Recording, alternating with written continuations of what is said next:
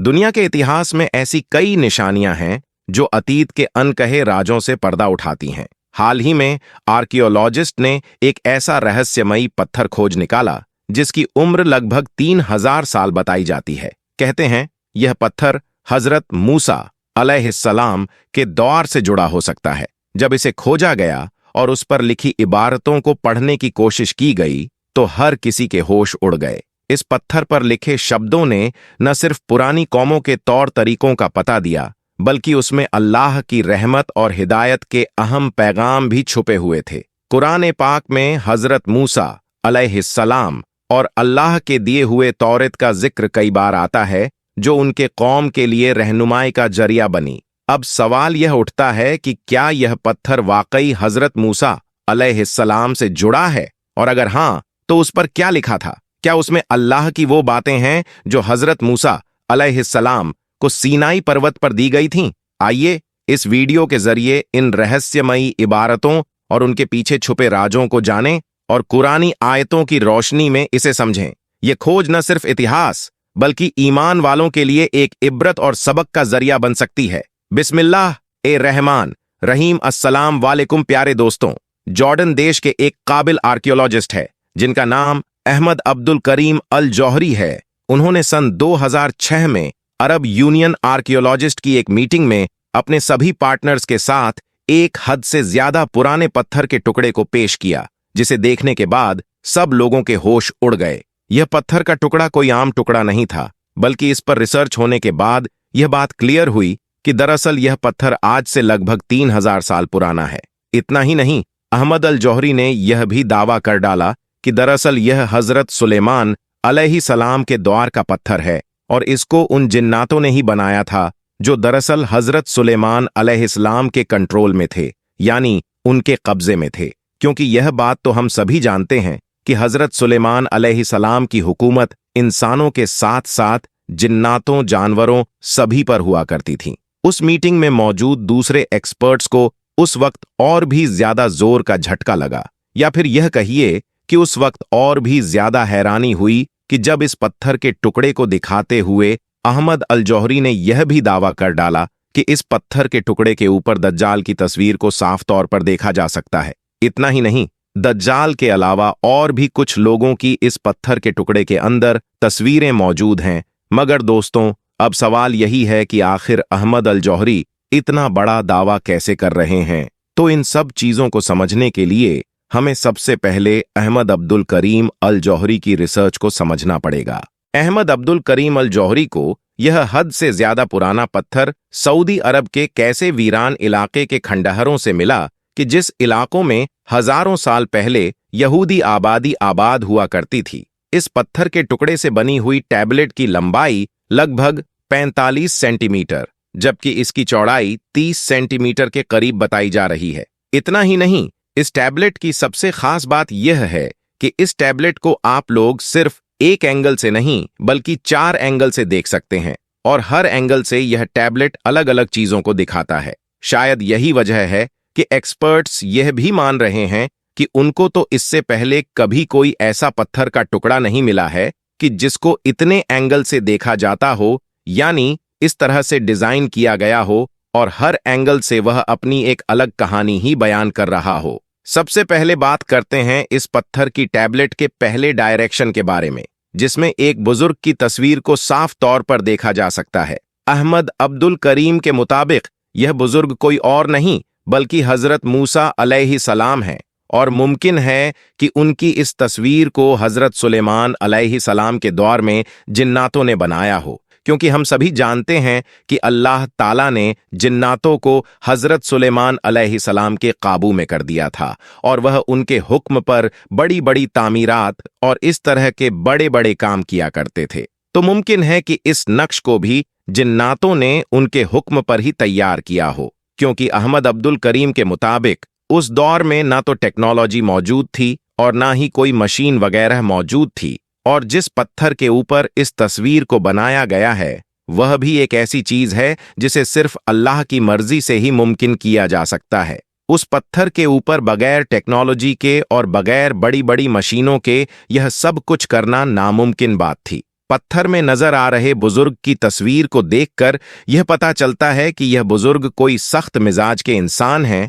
और उनकी नीचे घनी दाढ़ी को भी देखा जा सकता है। इस बात पर अहमद अल जौहरी का कहना है कि हम सभी लोग जानते हैं कि हजरत मूसा अलैहिस्सलाम एक सख्त जलाल वाले इंसान यानी गुस्से वाले इंसान थे। एक बार तो जब उनका एक मिस्र के आदमी से झगड़ा हो गया था तो हादसा की तौर पर उन्होंने उसको अनजाने में कत्ल तक कर दिया था। पैगंबर हजरत मूसा अलैहिस्सलाम भारी जिस्म के मालिक होने के साथ साथ सख्त चेहरे के मालिक थे, यानी हजरत मूसा अलैहिस्सलाम तंदुरुस्त तो थे लेकिन मोटापा ना तो उनके चेहरे पर था और ना ही उनकी बॉडी पर था। पैगंबर हजरत मोहम्मद सल्लल्लाहु ताला अलैहि वसल्लम की एक हदीस भी मौजूद है कि जिसमें उन्होंने फरमाया है कि जब मैंने मेराज का सफर किया तो हजरत मूसा अलैहिस्सलाम से मुलाकात की तो मैंने पाया कि हजरत मूसा सख्त जिस्म के मालिक हैं। इसके बाद अहमद अब्दुल करीम अल जौहरी पत्थर की इस टैबलेट को और भी ज्यादा एक्सप्लेन करते हुए कहते हैं कि इन बुजुर्ग की तस्वीर पर कुछ लिखा हुआ भी दिखाई दे रहा है। यह दरअसल उसी दौर की किसी हद से ज्यादा पुरानी जबान में लिखा हुआ है, मगर इस बात की तरफ इशारा कर रहा है कि यह बुजुर्ग बहुत बड़े आलिम तो है मगर इनकी जबान में लुकनत है, और इसी तरह की ही निशानी हजरत मूसा अलैहिस्सलाम के अंदर भी पाई जाती थी। जैसा कि कुरान करीम की सूरतहा में भी यह मेंशन किया गया है कि हजरत मूसा अलैहिस्सलाम अक्सर अपने रब से दुआ किया करते थे कि ए अल्लाह, मेरे सीने को खोल दे और मुझसे इस लुकनत को दूर फरमा। इसके बाद पत्थर के इस टुकड़े में इन बुजुर्ग की तस्वीर के बिल्कुल ठीक नीचे एक बछड़े के चेहरे को भी देखा जा सकता है। अहमद अल जौहरी कहते हैं कि हम सभी लोग जानते हैं कि हजरत मूसा अलैहिस्सलाम और उनकी कौम के साथ बछड़े का क्या ताल्लुक है, क्योंकि यह बात तो कुरान में भी मेंशन है कि जब हजरत मूसा अलैहिस्सलाम कोहे तूर पर चले गए थे तो उनके पीछे उनकी कौम यानी यहूदियों ने एक सोने के बछड़े की इबादत करना शुरू कर दी थी। इतना ही नहीं, जब एक बार बनी इजराइल के ही एक इंसान का कत्ल हो गया था और उसके कातिल का पता नहीं लग पा रहा था, तब भी खुदा की तरफ से एक बछिया को ही कुर्बान करने का ऑर्डर दिया गया था, ताकि जब उस बछिया की पूंछ को उस कत्ल हुए इंसान के ऊपर मारा जाए तो वह कत्ल हुआ इंसान खुद खड़ा होकर यह बता दे कि आखिर मेरा कत्ल किसने किया है। अहमद अब्दुल करीम कहते हैं कि यह सारी ही चीजें इस बात की तरफ इशारा करती हैं कि पत्थर की इस वाली साइड में जो तस्वीर मौजूद है वह हजरत मूसा अलैहिस्सलाम की ही है। इसके बाद अब हम जब इस पत्थर के टुकड़े को थोड़ा सा घुमाते हैं यानी 160 डिग्री पर, तो फिर यह दूसरे एंगल में नजर नहीं आता है और इस एंगल में हमको इस पत्थर के अंदर लगभग 4 तस्वीरें देखने को मिलती हैं। पहली तस्वीर तो एक ऐसे इंसान की नजर आ रही है कि जिसका आधा सर मौजूद है यानी कि राइट साइड वाला, और इस आधे में इसकी एक आंख है, नाक है, मुंह है और दाढ़ी के बाल नजर आ रहे हैं। अहमद अब्दुल करीम जौहरी के मुताबिक यह तस्वीर किसी और की नहीं बल्कि दज्जाल की है, वही दज्जाल के जिसका तसव्वुर दुनिया के पहले इंसान से लेकर कयामत तक रहेगा, यानी एक ऐसा खतरनाक और बड़ा फितना कि जिसके बारे में दुनिया में हर दौर में आने वाले नबियों ने अपनी उम्मत को वक्त वक्त पर न सिर्फ आगाह किया है बल्कि इससे बचने के तरीके और इसकी निशानियां को भी बताया है। मगर क्योंकि हजरत मोहम्मद सल्लल्लाहु ताला अलैहि वसल्लम आखिरी नबी थे और उनके बाद किसी नबी को नहीं आना है, तो इसलिए इन्होंने दज्जाल की निशानियां सबसे ज्यादा खुलकर बताई हैं। यानी इन्होंने दज्जाल से रिलेटेड कई ऐसी निशानियां बताई हैं जो पहले किसी भी नबी ने अपनी उम्मत को नहीं बताई थी, ताकि जब भी दज्जाल नाम का यह खतरनाक फितना हमारी इस दुनिया में आए तो उम्मत उसको पहचान कर उससे बच सके। पैगंबर हजरत मोहम्मद सल्लल्लाहु ताला अलैहि वसल्लम ने दज्जाल से रिलेटेड कुछ निशानियां बयान की हैं। उसमें एक बड़ी निशानी यह भी है कि दज्जाल एक आंख से काना होगा। इसके बाद हजरत मोहम्मद सल्लल्लाहु ताला अलैहि वसल्लम ने इरशाद फरमाया कि याद रखो, तुम्हारा रब काना नहीं है। यानी कहने का मतलब यह है कि अगर कभी भी कोई ऐसा इंसान जो एक आंख से काना हो वो खुदाई का दावा करे तो खुदा नहीं हो सकता, वह यकीनन दज्जाल ही होगा। और जाहिर है अहमद अब्दुल करीम की इस पत्थर की टैबलेट में साफ तौर पर एक आंख से काने इंसान को देखा जा सकता है। इसके अलावा इसके लेफ्ट साइड में एक बंदर भी मौजूद है, जिससे सीधे तौर पर उस वाकई की तरफ इशारा है जब अल्लाह की नाफरमानी की वजह से 70,000 बनी इज़राइल के लोग बंदर और सूअर में बदल गए थे, क्योंकि इस बंदर के साथ ही नीचे वाली साइड में सूअर की तस्वीर भी मौजूद है, जो यकीनन एक नापाक जानवर के तौर पर जाना जाता है। और तीनों ही इब्राहिमी मजहब यानी ईसाइयों, यहूदियों और मुसलमानों में इसके मीट यानी गोश्त को खाना भी हराम करार दिया गया है। यह दोनों ही जानवरों की तस्वीरें इस बात की तरफ इशारा कर रही हैं कि किस तरह से शैतान ने एक ऐसी कौम को आसानी के साथ गुमराह कर दिया था कि जो कौम न सिर्फ उस दौर में खुदा के नज़दीक सबसे चहेती कौम हुआ करती थी, बल्कि अंबिया यानी पैगंबरों की नस्लों से थी। इतना ही नहीं, बिल्कुल इसी तरह से ही अब शैतान का आखिरी वार आखिरी दौर में दज्जाल पूरा करेगा, पूरी की पूरी इंसानियत को गुमराह करके। इसके बाद दज्जाल की इस तस्वीर के ऊपरी वाली साइड में यानी उसके सर के पास एक बिच्छू भी नजर आ रहा है, और जाहिर है बिच्छू को इंसानों के दुश्मन के तौर पर जाना जाता है। इससे रिलेटेड एक हदीस भी मौजूद है कि बिच्छू को अगर तुम लोग हरम शरीफ में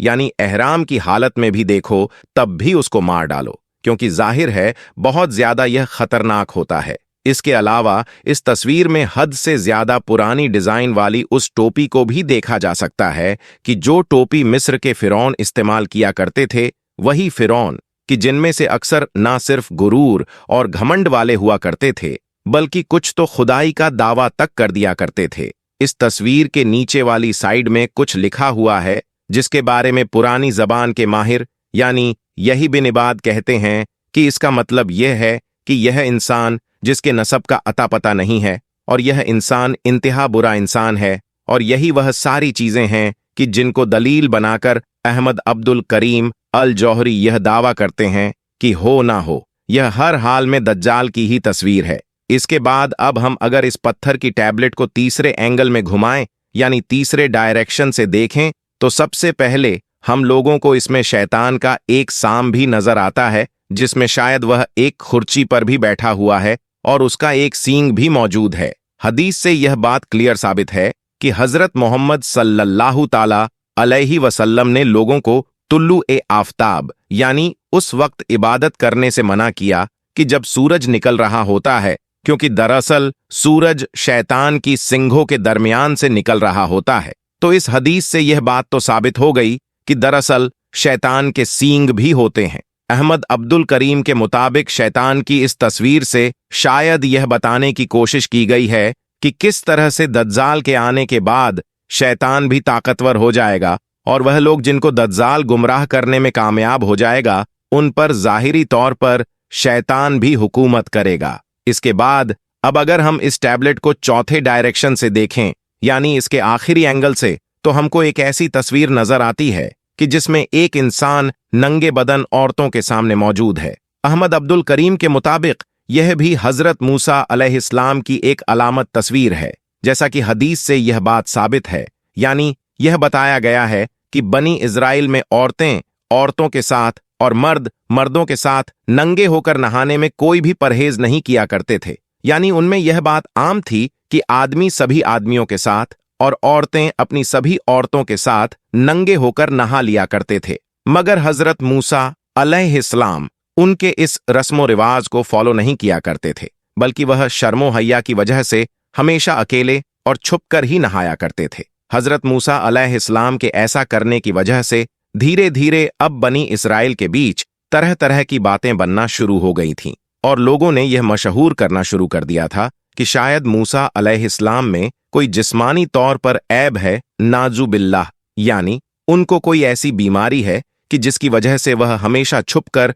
और तन्हा नहाते हैं, ताकि दूसरे लोग उनके इस राज को ना जान सके। मगर जब एक बार हमेशा की तरह हजरत मूसा अलैहिस्सलाम तन्हाई में नहाने के लिए गए और पानी में उतरे, और पानी में उतरने से पहले अपने सारे कपड़े पास में मौजूद एक पत्थर पर रख दिए, तो जब हजरत मूसा अलैहिस्सलाम पानी में जाते ही वह पत्थर जो था जिस पर उन्होंने अपने कपड़े रखे हुए थे, वह पत्थर अपने आप चलने लगा, यानी उनके कपड़े लेकर वह चलने लगा। हजरत मूसा अलैहिस्सलाम देखकर घबरा गए और उसके पीछे अपने कपड़े पाने के लिए भागने लगे। मगर कुछ आगे बढ़ते ही अचानक से हजरत मूसा अलैहिस्सलाम का सामना कुछ ऐसे बनी इज़राइल से हुआ कि जो इकट्ठे हमेशा की तरह बिना कपड़ों के एक साथ नहा रहे थे। उस दिन के बाद से ही तमाम यहूदियों में यह बात क्लियर हो गई है कि हजरत मूसा अलैहिस्सलाम को ना तो कोई जिस्मानी ऐब है और ना ही कोई बीमारी है, बल्कि वह तो एक तंदुरुस्त और हद से ज्यादा